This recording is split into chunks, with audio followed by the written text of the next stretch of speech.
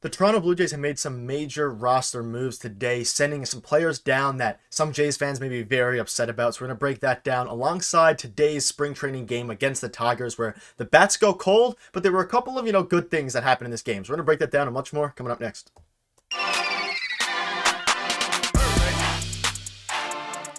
What's up, Jays fans? Like Gosse here, host of Jays Digest. And before we do get into the video, make sure to hit the subscribe button. It means a lot. Peter will be back for the next video, but I'm doing this one solo today, and some major news has come out of Jays land where some major roster changes have happened. So make sure to hit the subscribe button, and let's get right into the first topic, which is a major roster update.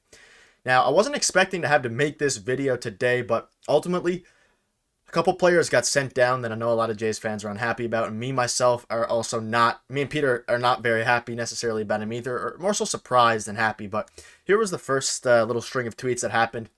Nate Pearson, Trent Thornton, and Zack Thompson all optioned. Zack Pop is now very well positioned to make the Blue Jays. Now, there's a lot to get into here, a lot to break down.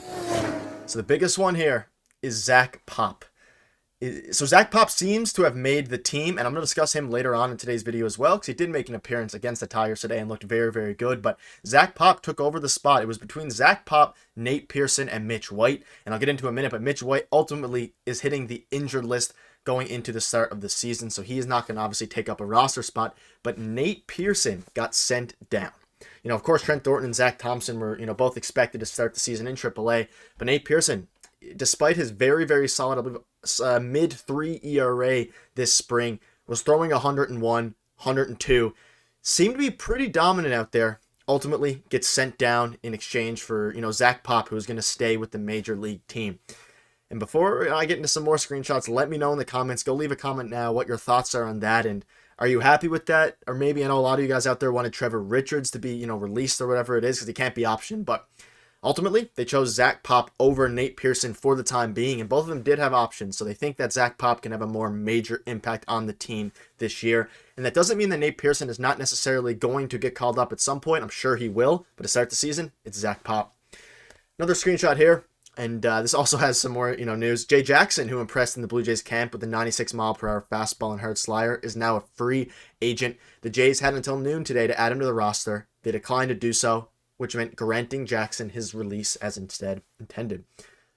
Jay Jackson was also a guy who continued to impress throughout camp, and he decided not to get sent down, but to option his release clause, meaning that any team can now get him, and I don't think anyone thinks that he will not get picked up. He was very, very dominant in spring training. I don't think he gave up an earned run. He had good movement on a slider, a pretty electric fastball, but ultimately the Jays don't have that much room on their team, as seen today by, of course, all these options. And I don't know, it was a weird day today. Me and Peter were on the train of Nate Pearson making the team, and we thought it was going to be instead of Trevor Richards, which now, personally, I'm happy that Trevor Richards made the team because he's been striking out a lot, and obviously he doesn't have options. He's more of a veteran guy, and I think he can have a role with the team.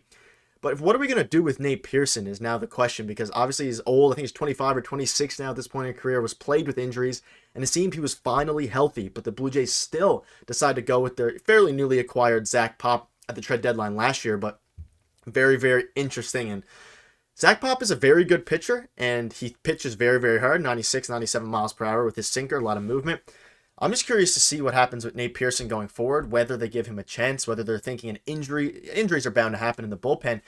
So maybe because of those injuries that are bound to happen, they'll call up Nate Pearson then. But very, very interesting. And a couple more screenshots here.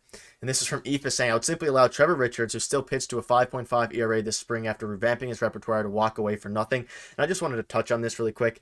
I'm kind of the camp at this point that Trevor Richards deserves an opportunity again with the Blue Jays to start the regular season, and he's going to get it. He impressed spring. Obviously, he had a very poor first outing, but ever since then, he's been fairly dominant, getting a lot of strikeouts, and he has one of the best pitches on the staff with his changeup. So I think, Trevor Richards deserves the spot, and he's going to get it, and he did get it. It's interesting they chose Zack Pop over Nate Pearson is kind of the point here. And to wrap up this topic, you can look at some of the other cuts. 10 cuts, including Nate Pearson, Thomas Hatch, Zack Thompson, Trent Thornton, Jay Jackson gone, and then a couple of other guys that are a bit less notable. But big day in Jays land, of course, 5 days away from the regular season, so they're making their final cuts now, and let me know what your thoughts are on that in the comment section below. I know I was a bit surprised that they got rid of Nate Pearson in the sense of we got rid of him from the Major League camp. He's still, of course, with the team. He's going to start the season in AAA, and maybe they just want to give him reps in AAA rather than have him clean up like garbage time with the Blue Jays.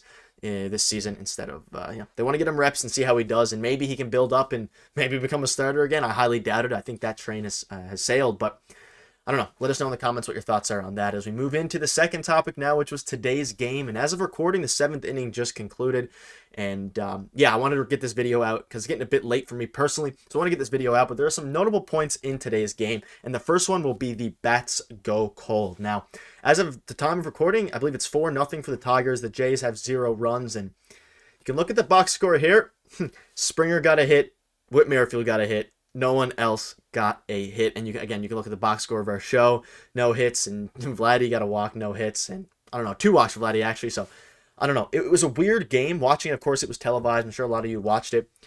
It was an interesting game. You'd think that the bats are starting to ramp up. And again, it's only spring training. I'm not too worried about it. This was essentially a borderline regular season lineup, close to an opening day lineup. But Brandon Belt got scratched. Alejandro Kirk wasn't catching. So mostly major leaguers, though. Well, all major leaguers. No minor league guys were in the lineup today, so I expect him to go out there and mash. But maybe they're all on just cruise control, not really trying too hard, just trying to get maybe some adjustments. I know Dalton Varsho has been making a lot of adjustments. An article came out on that. But overall, just a weird game. Not too much to touch on from the bat side. I'll get into the pitching in a minute where there's a bit more to touch on. But again, nothing too crazy. Merrifield's continued to have a pretty good spring, hitting .355. And of course, Springer, Bichette, Vladdy, all those guys are continuing to, for the most part, get on base and things like that. But a rare hitless night for Bo Bichette. But he did impress in the field, which I'll get into in a minute. But overall, the bat's gone cold today, and maybe that'll change in the 8th and 9th inning. Maybe they have tons of runs, but as the time of recording, they went pretty cold. And I think we're all just ready for the regular season to start there in 5 days. But let's get into the final topic now,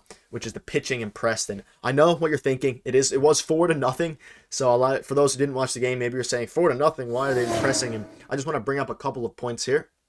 And Zack Pop was one that we're going to talk about. We already talked about him a good bit throughout the video, but I'll pop it up here now. This is the screenshot from the box score of today's game from the pitching side. So they did give up 4 runs, but Sam Robert struggled in his 3 innings, giving up a massive home run to Austin Meadows. I believe it was a 3-run home run. But Sam Robert's aside, Matt Peacock pitched fairly well. Junior Fernandez had, very solid, finishing the spring, at least so far, with a 3.38 ERA.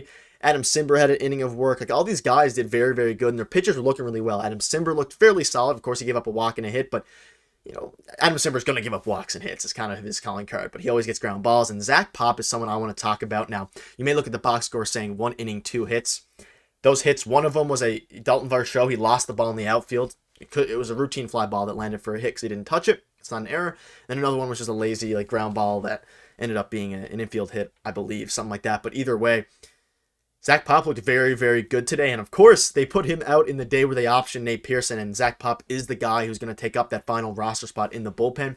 They give it to Zack Pop out there today, and he did very, very good. His sinker was unbelievable, touching 97, maybe 98. I think 97 was the peak there, and they were talking about it on the broadcast. His sinker is one of the best pitches, and he has all the makings to be an elite reliever. And I believe Pete Walker said he could be our Clay Holmes, talking about Zack Pop being the Blue Jays' Clay Holmes, and Clay Holmes, of course, a great pitcher for the Yankees. But I don't know, overall, a very, very exciting game from the pitching staff regarding Zack Pop. Now, I know that we didn't get many of the regulars there today. We got Simber and Pop. Those two are going to be staples in the bullpen, at least to start the season.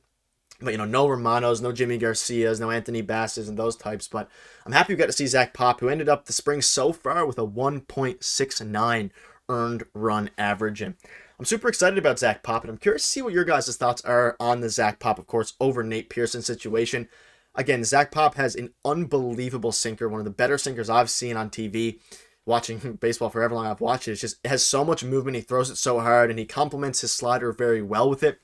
Looking at today's game, whether you watched it or not, his slider was unbelievable. It was moving very, very, left or right. It was great, but overall, very, very interesting game. Wasn't too exciting, to be honest with you. It ended up being 4-0 as of the time of recording, but the major roster updates were a bit of a bigger factor today. But that'll wrap up today's video. Kind of a Zack Pop showcase video. He ended up being the highlight of today's video because of all the roster moves. So let me know in the comments what your thoughts are on the roster moves. And one final thing to mention is in the description, you'll see the join Discord button. Make sure to join the Discord and become a member to the channel. It's a monthly subscription. And if you want to join the Fantasy Baseball League that we have starting in 4 days, you become a member. You can look at the perks. The home run members get the priority. But you make sure to hit that button and message me on the Discord, and you can join the Fantasy Baseball League with a fun prize at the end. that'll wrap it up. Thank you guys for watching. Peter will have a watch along stream tomorrow, so hopefully see you then. If not, see you in the next video. Take it easy. Cheers.